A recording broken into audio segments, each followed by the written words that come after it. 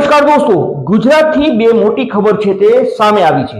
એક ખબર છે તે ગીર સોમનાથ જિલ્લાના તલાલા ગીરથી સામે આવી છે, જ્યાં દેવાયત ખવડ ઉપર ગંભીર આરોપો લાગ્યા છે। દેવાયત ખવડે પોતાની કાર છે તેને કિયા કાર સાથે મોરે મોરો દઈ દીધો છે અને હુમલો કર્યો છે। પીડિત વ્યક્તિને સૌપ્રથમ તલાલા અને ત્યારબાદ જૂનાગઢ ખસેડવામાં આવ્યો છે। તો દેવાયત ખવડનું નામ છે તે સામે આવ્યું છે। દેવાયત ખવડ ઉપર ગંભીર આરોપો લાગ્યા છે। પોલીસે તપાસનો ધમધમાટ શરૂ કર્યો છે। આ સમગ્ર મામલે પોલીસનું શું કહેવું છે, એ પીડિત વ્યક્તિ જે છે તે કોણ છે અને તેના પિતાનું શું કહેવું છે, અને આખરે દેવાયત ખવડ સાથે શું દુશ્મની હતી, આ તમામ મુદ્દે વાત કરીએ। પરંતુ બીજી ખબર પણ એ સામે આવી છે કે અનિરુદ્ધસિંહ જાડેજા, જે ગોંડલના રીબડામાં જેનો પેટ્રોલ પંપ છે, ત્યાં 24 જુલાઈની રાત્રે ફાયર થયા હતા અને ફાયરમાં હાર્દિકસિંહનું નામ છે તે ખુલ્યું હતું। આ હાર્દિકસિંહને કેરળથી પોલીસે ઝડપી પાડ્યો છે અને મતલબ કે કાલિયા મૂવીના અમિતાભ બચ્ચનને જે રીતે જંજીરોમાં ઝઘડેલો જોવા મળે છે, એ રીતે હાર્દિકસિંહ છે તેને દોરીઓથી ઝઘડેલો જોવા મળી રહ્યો છે। પોલીસે તેને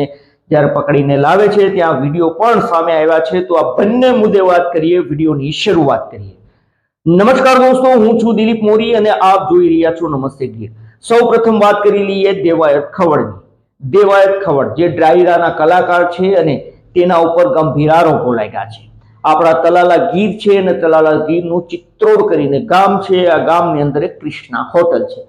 આ હોટલની અંદર અમદાવાદના સનાથલના ધ્રુવરાજસિંહ ચૌહાણ અને તેના બે મિત્રો છે તે રોકાયા હતા અને તે લોકો એવું મનાય છે કે ભાવનગરથી સૌપ્રથમ સોમનાથ દર્શન માટે આવ્યા હતા। દર્શન બાદ આ હોટલની અંદર ગઈકાલે રોકાયા હતા અને આજે હોટલની અંદરથી તેણે ચેકઆઉટ કર્યું હતું અને રવાના થયા હતા। પરંતુ એ હોટલ અને તલાલા સાસણ હાઈવેની વચ્ચેનો જે રોડ છે ત્યાં એવું મનાય છે કે 5 કારોનો કાફલો છે તે આવ્યો હતો અને તેની જે કિયા કાર છે તેની સાથે આ જે લોકો આવ્યા હતા એમાં મનાય છે કે દેવાયત ખવડ હતા અને ફોર્ચ્યુનર કાર છે તે ટક્કર મારે છે અને ટક્કર માર્યા બાદ આ લોકો 15 જણા જે ધ્રુવરાજસિંહના અંકલ છે ભગવતસિંહ ચૌહાણ, તેનું કહેવું છે કે દેવાયત ખવડ સાથે 5 કારો હતી, 15 લોકો હતા, મોઢા બાંધેલા હતા અને તે લોકો છે તે તૂટી પડે છે ધોકા અને લાકડી પાઇપો વડે અને આ ધ્રુવરાજસિંહ છે તે ઘાયલ થાય છે। તેના પગના ભાગે ગંભીર ઈજાઓ પહોંચે છે। તેને તલાલાની સરકારી હોસ્પિટલમાં દાખલ કરવામાં આવ્યા હતા વહેલી સવારે। તલાલાની હોસ્પિટલમાં દાખલ કર્યા બાદ તેને જૂનાગઢ રિફર કરવામાં આવ્યા છે અને જૂનાગઢ સરકારી હોસ્પિટલ ખાતે તે હાલ સારવાર લઈ રહ્યા હોવાનું મનાઈ રહ્યું છે। એવું મનાય છે કે દેવાયત ખવડ સાથે 15 લોકો જે બુકાની બાંધીને આવ્યા હતા અને તેમણે આ હુમલો કર્યો છે। જો કે દેવાયતભાઈ પર આરોપ છે, પોલીસે આ મુદ્દે ખુલાસો નથી કર્યો। અમે દેવાયતભાઈનો પણ કોન્ટેક્ટ કરવાનો પ્રયાસ કર્યો હતો, પરંતુ દેવાયતભાઈનો ફોન બંધ આવે છે। બીજી તરફ આ જે ધ્રુવરાજસિંહ છે તેના અંકલ મતલબ કે ભગવતસિંહ ચૌહાણ છે, આ ભગવતસિંહ ચૌહાણ સનાથલ જે વિસ્તાર છે અમદાવાદની અંદર 4-5 મહિના પહેલા તેના પિતાના સ્મરણાર્થે ડાયરાનું આયોજન કરવામાં આવ્યું હતું। આ ડાયરાની અંદર જે તે સમયે દેવાયત ખવડ સાથે તેના સંબંધો સારા હતા અને તેને બોલાવવામાં આવ્યા હતા। દેવાયતભાઈના કહેવા પ્રમાણે તેમણે ડાયરાની તારીખ પણ બદલાવી હતી, 2 વખત તારીખ બદલાવી હતી અને જે દિવસે ડાયરો હતો એ દિવસે દેવાયતભાઈ ખવડ છે તે 9 વાગે રાત્રિના પહોંચે છે। પબ્લિક ઓછી છે, આવું છું એમ કહીને જતા રહે છે બીજા ડાયરાની અંદર અને લેટ આવે છે અને આ મુદ્દે આ બંને વચ્ચે ચકમક ઝરે છે, બબાલ થાય છે અને બબાલ થયા બાદ દેવાયતભાઈની ગાડી છે તે પણ એ સમય ગુમ થાય છે, તળાવમાંથી મળી આવે છે। દેવાયતભાઈના એમાં મહત્વના ડોક્યુમેન્ટ હોવાનું પણ મનાતું હતું અને આ બંને વચ્ચે સામસામી ફરિયાદો થઈ હોવાનું પણ મનાય છે। આ જૂનું બંદૂક હતું એવું મનાય છે કે દેવાયતભાઈ આ જૂના બંદૂકને લઈને ગીરની અંદર અહીંયા પહોંચ્યા હોય અને હુમલો કર્યો હોય છે તેવા દેવાયતભાઈ ઉપર આરોપ લાગ્યા છે।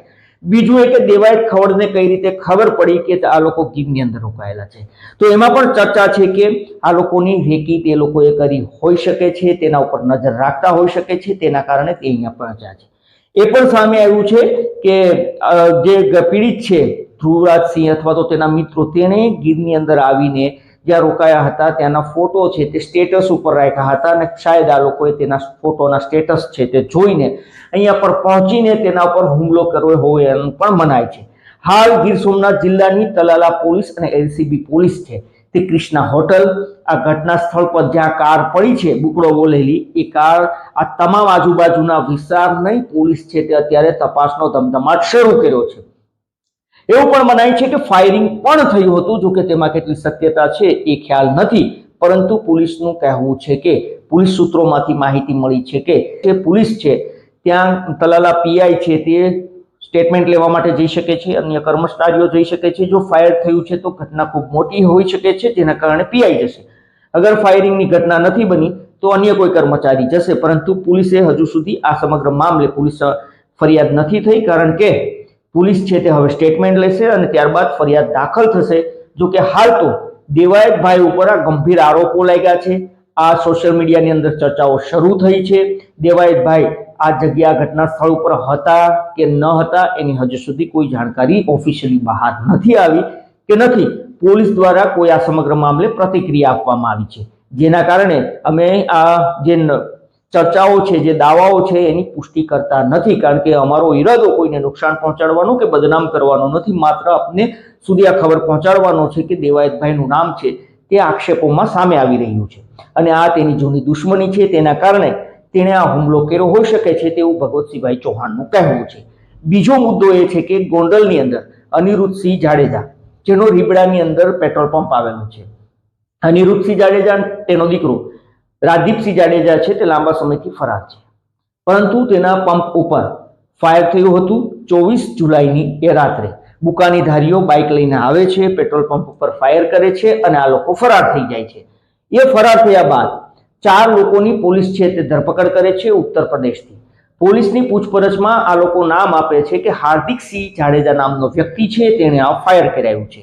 હાર્દિકસિંહ જાડેજાની પોલીસ છે તે શોધખોળ કરે છે. એક વિડીયો પણ સોશિયલ મીડિયાની અંદર, ઇન્સ્ટાગ્રામની અંદર તે સ્ટેટસ મૂકે છે હાર્દિકસિંહ કે તેણે આ ફાયર કરાવ્યું છે અને ગાળી ગલોચ પણ કરે છે, તે રેકી કરતા હોવાનું પણ આમાં ધમકી આપે છે.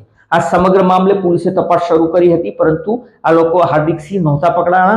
જે 4 લોકો ઉત્તર પ્રદેશથી પકડાયા હતા તે 1 ઓગસ્ટના રોજ પકડાયા હતા.